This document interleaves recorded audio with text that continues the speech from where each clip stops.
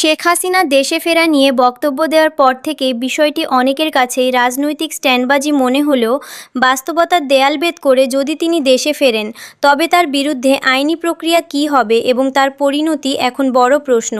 দেশ ছেড়ে যাওয়ার প্রায় 2 বছর পর আবারও আলোচনায় সাবেক প্রধানমন্ত্রী শেখ হাসিনার সম্ভাব্য দেশে ফেরা। ভারতীয় একটি গণমাধ্যমে তার বছরই বাংলাদেশে ফেরার সম্ভাবনার খবর প্রকাশের পর নতুন করে শুরু হয়েছে রাজনৈতিক ও আইনি বিতর্ক।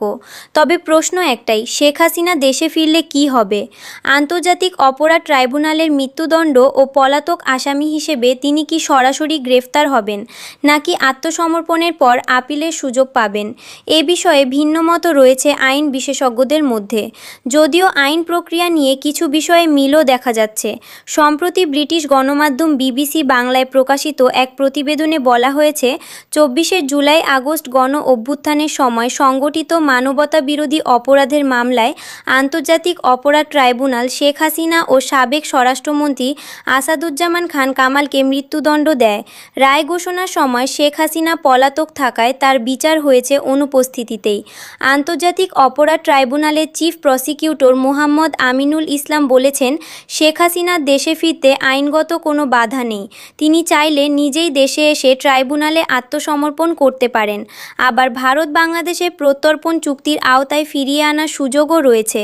তবে তিনি স্পষ্ট করেছেন, দেশে ফিরেই তাকে ট্রাইব্যুনালে আত্মসমর্পণ করতে হবে এবং সেখান থেকে কারাগারে গিয়ে পরবর্তী আইনি প্রক্রিয়া শুরু হবে।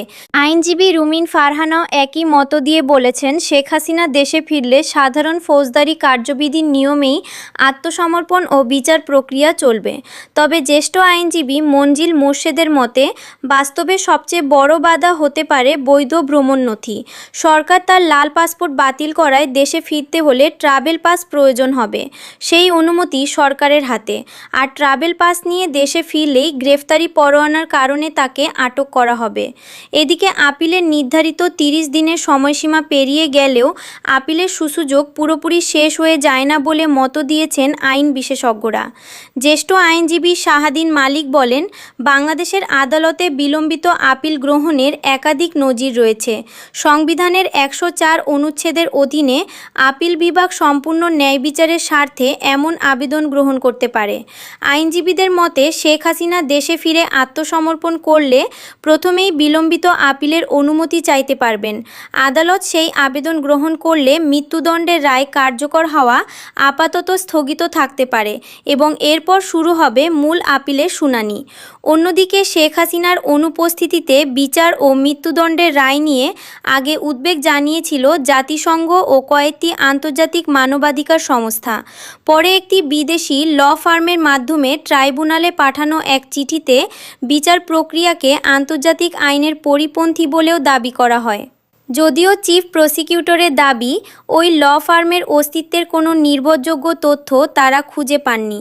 শেখ হাসিনা দেশে ফিরলে তার জন্য আইনের দরজা খোলা থাকলেও প্রথম ধাপ হবে আত্মসমর্পণ ও গ্রেফতার।